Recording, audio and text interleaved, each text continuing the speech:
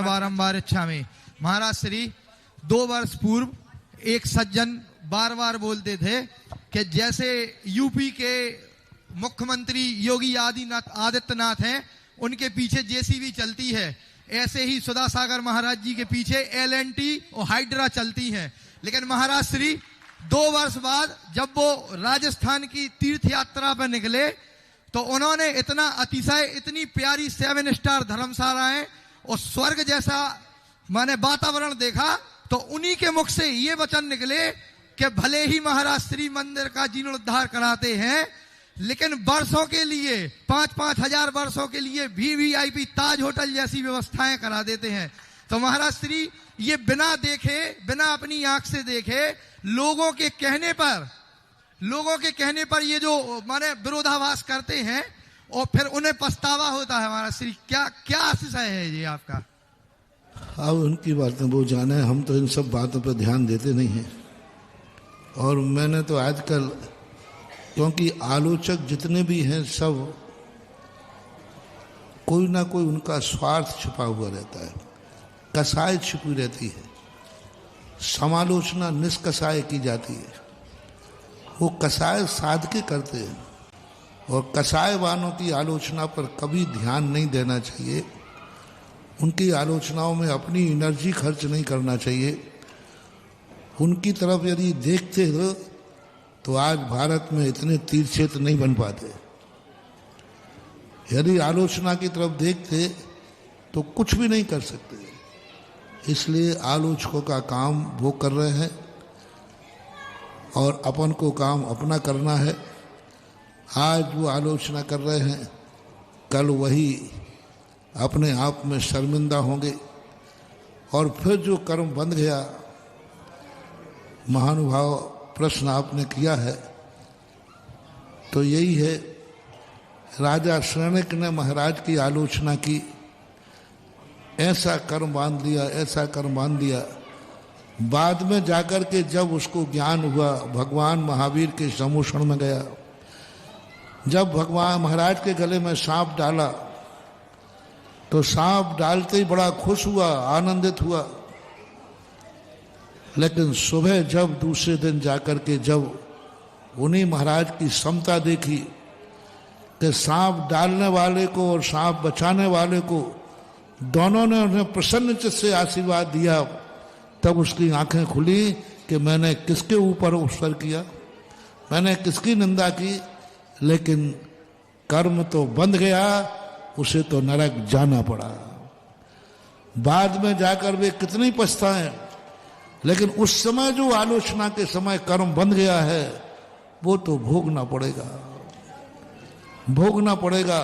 समोषण में ले गई चेलना राजा सैनिक को। भगवान महावीर से कहा, भगवान महावीर स्वामी, राजा सैनिक महावीर स्वामी के मौसा जी थे, कि किसी भी प्रकार तुम जो कहो वो करने को तैयार हो। राजा सैनिक कहता है कि अब मुझे पछतावा हो रहा है गलती का, कि मैंने कसाय में आकर गलती की है, मुझे बचाओ, कोई उपाय बताओ, मैं जो करने को तैयार हूं।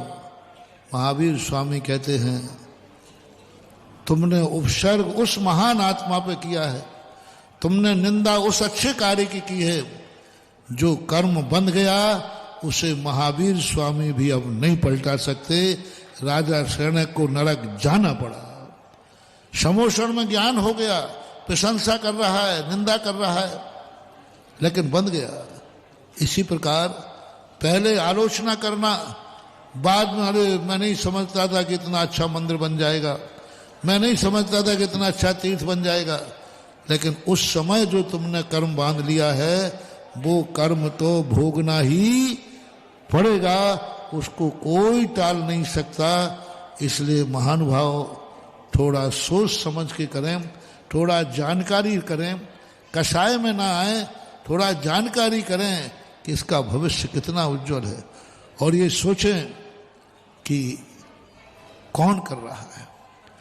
आज आचार्य पूज्य गुरुदेव ने कुंडलपुर के लिए कहा, कितनी आलोचना हुई, कितनी बुराइयां हुई, उन लोगों ने कर्म ही बांधा है।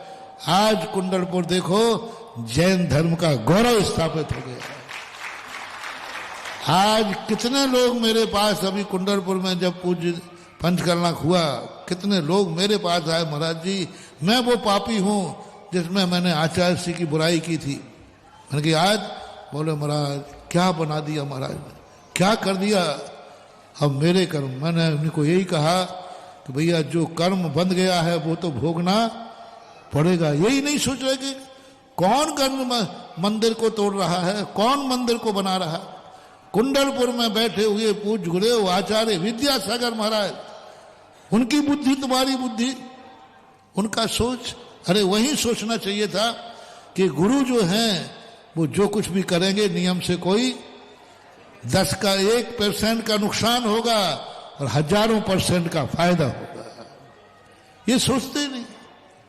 डॉक्टर जो भी पेट काट रहा है मारने के लिए नहीं काट रहा है, ऑपरेशन करता ना, तो डॉक्टर पेट पे चीरा लगा रहा है, मारने के लिए नहीं लगा रहा है, तुम्हें बचाने के लिए लगा रहा है। तुम्हें तो दिख रहा है चीरा, तुम्हें तो दिख रही है जेसीबी एनएलटी, लेकिन वो एक बहुत बड़ा जैन देव का इतिहास खड़ा करने के लिए। तो ये अज्ञानी लोग होते हैं राजा श्रवण जैसे कि उनको इसका फल तो भोगना पड़ेगा, कोई नहीं।